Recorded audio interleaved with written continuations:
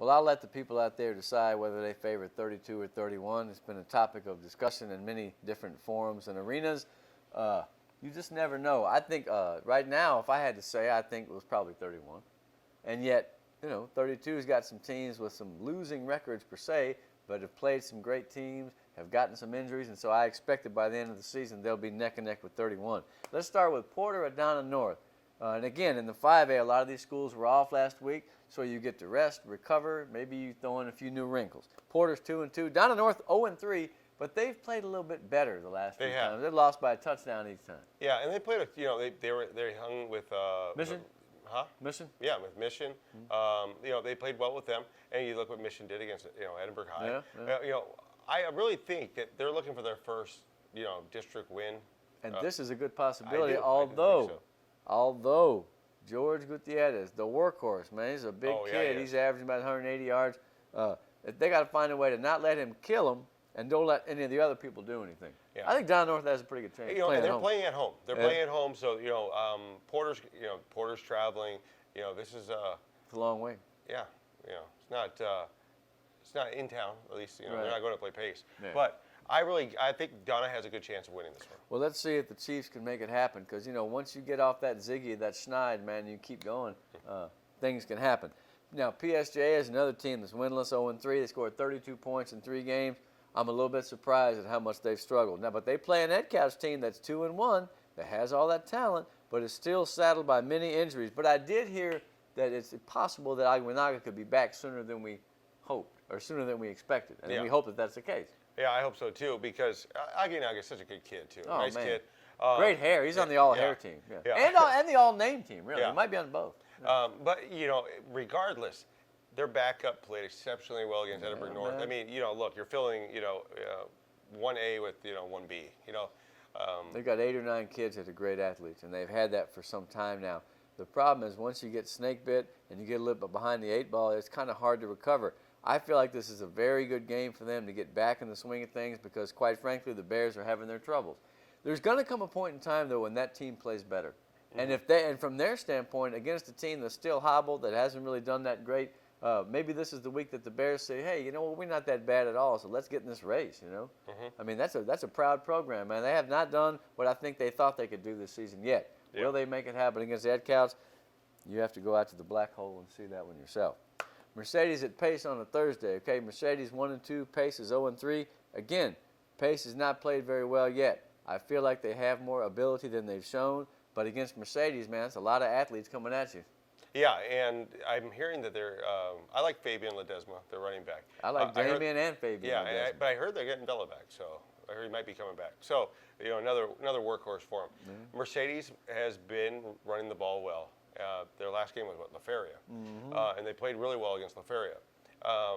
I think that this team, I think Pace, and no offense to Pace, I just don't think they have the talent this year to really keep up with Mercedes. Well, they start with Mercedes and Donna, and that's tough for them. I put UGH, ugh. Mm-hmm. It's like, you don't have to do that. Mercedes, on the other hand, has Pace and Donna North, and then it gets rougher for them. So this is really an important game for the Tigers not to stumble. They need to get 2-0, and this has been the way that as the schedule has been for the last couple of years. Mercedes has the less difficult games early, and then they finish with the tough stuff, right? So they're going to want to get this 2-0 going, and the first step of that takes place in Brownsville at Pace, and on a Thursday. And let's face it, man, Sam Stadium is a wicked place. Yeah. There's some magic down there. Who knows what will happen? Mercedes needs to be ready. They need to get all that swag back upstairs, though. All that nice food. Yeah, they need to get that going, because now they're down to like old hot dogs. Yeah. That's What's our last game of this this week for 32-5A? It's going to be great. Remember last year, we said, is this an error? Can it be? PSJ Southwest has beaten the great Donna Redskins. It was indeed the case, 21-14. Donna's going to want some revenge. Yeah, I had a chance to talk to Coach Leal this weekend on the radio show, and he knows that he can't do like last year. They overlooked him. You didn't got it. Yeah, right. They overlooked him, and they had to work hard to get back into the playoff contention, because you remember they had to win the last game of the year. And they did. Here's the thing. PSJ Southwest was way better than people thought last year. Nobody knew it until they surprised Donna. They would have gotten somebody along the road. Just so happened that Donna was first. So that's no great loss. They did recover and make the playoffs. PSJ Southwest, on the other hand, they were one game off. That's right. And they have not played their best yet, I No, don't they think. haven't. You know, I don't think they have. And so this is a chance for them to get back with it. I like the looks of the team. They got some pretty good size. I'm not sure whether they got a Costa back. The other kid, Hector's a pretty good running back. So they need to come to play, man, because Donna's going to be ready. And there are very few teams in the Valley that take revenge more seriously than Donna. They never forget over there. They're gunning for you, Javelina. So let's see if they can make that happen. Yeah, and I think Donna is the better of the 1 and 2 teams that are playing here. Southwest 1 and 2. I think that Donna's Play a tougher schedule. Yeah, I do. But I think Southwest right now, the way the district's shaping up, I think they're a playoff team. You see the interception that kid from Donna had last week? A leaping interception. They've always got athletes, man. And you know what? Like I said, in the Valley, there's very few places that take more pride in football than Donna. So they're not going to want to lose to that team 2 weeks in a row. I wouldn't bet on PSJ Southwest, but they're a good football team. Yeah. I feel like they are. Yeah, I do too. Now we're going to see how good. All right, let's go to 31-5A, the other district, the other league. Sherryland and Vela. Let's go to the other games first. Yes. Yeah. Because Roma and Rio is a great game. Yes. I actually want to go to that game. Oh, okay. I'm hoping I can go to that game. Roma Joe Rio. Sanchez Stadium. Yes. Matt Stepp from Rivals.com is actually going to be down here. Also, I think he might be going to that game. I'm not sure. I don't want to speak for him. Asked me about it today. Yeah. Messaged me about it today. But look at those two teams. Roma 4-0.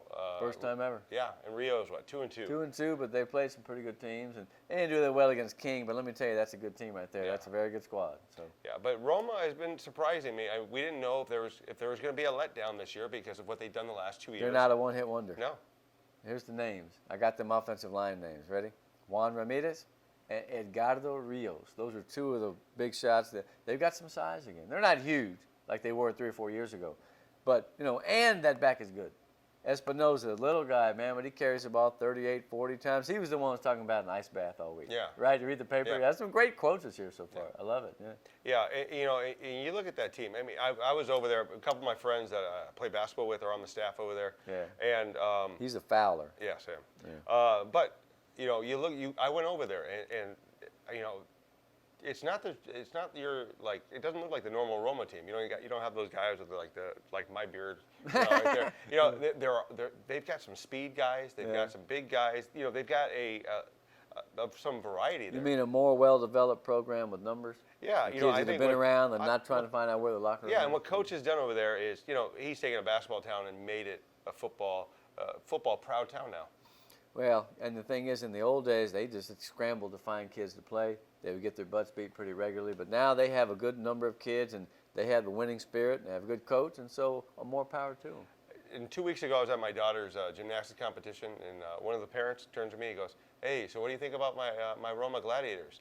I've heard that for basketball. I've not heard that before for football. Oh, that's great. And he goes, I was on the first team.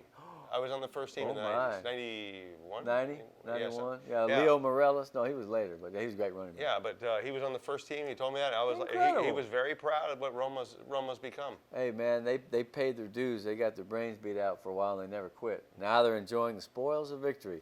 What did I say last week? Them in Palmview, who throws the ball better wins. Andy Marroquin, 6 out of 10, 95 yards for a touchdown. That makes them all the more dangerous because you got Espinoza who can really go. And now this kid Marroquin is throwing the ball a little bit. Not too shabby. Yeah. But Rio, this is the year. I feel like that's going to be a back-and-forth game. I really do. That's going to be fun. You should go and see that game. You also might want to see Pioneer. Yes. 4-0 against Valley View, 0-4, and yet I swear I keep saying that they're going to break through. They're close. They're close. Yeah, they're they very haven't gotten close. killed yet. New staff, so they're trying to implement what they want. But Right. you know what? This is when you do it. It doesn't really matter in the non-district side. Once now that we're here in the district, Turn it on, man. Turn it on. So Pioneer played. Here's the thing. You know what? I can tell Pioneer's pretty good because they played poorly. They got behind last week and they still won. Yeah. Against a pretty decent team. Yeah. Yeah, Alec Garcia caught a touchdown of 45 yards or 43 yards. The mark of a decent team is that you don't crater when something goes against you. Whereas in the past, that team probably would have been like, Yeah. And it's they don't have much experience. Still. But now they have a year under their belt, and it could be different this year. Well, they go to 5-0, they're going to be going bananas Yeah. over there. Okay, Veterans is off. They 3-1. They beat PSJ North in that slugfest. You see Diego's stats? Mm-hmm. I told you.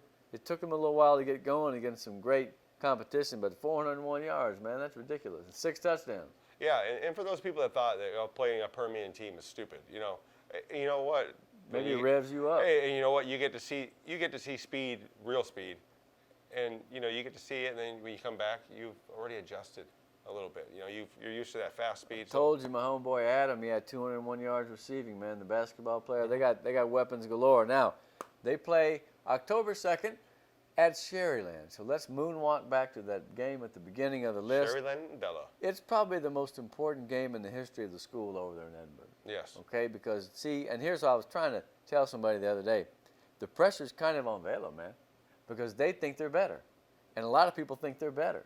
Well, Sherryland's got nothing to lose, man, so they may come in and they may put a whooping on them. They beat them 3 years in a row. Vela needs to be ready to play and not be too uptight about it. I mean, yes, it's important, but you just got to play the game. And Sherryland's coming off a win. Yes, they did. And they beat an Alexander team who, a lot of us Always thought good. that, that they would be good. And they don't have a Swain this year, but look, Alexander beat them last year. Yeah. And they came back and they almost beat them again. They missed a field goal at the end. I was impressed with Sherryland because they had a 4th and 8 at the 40 late in the game, and they made a touchdown pass. Campos and Carter.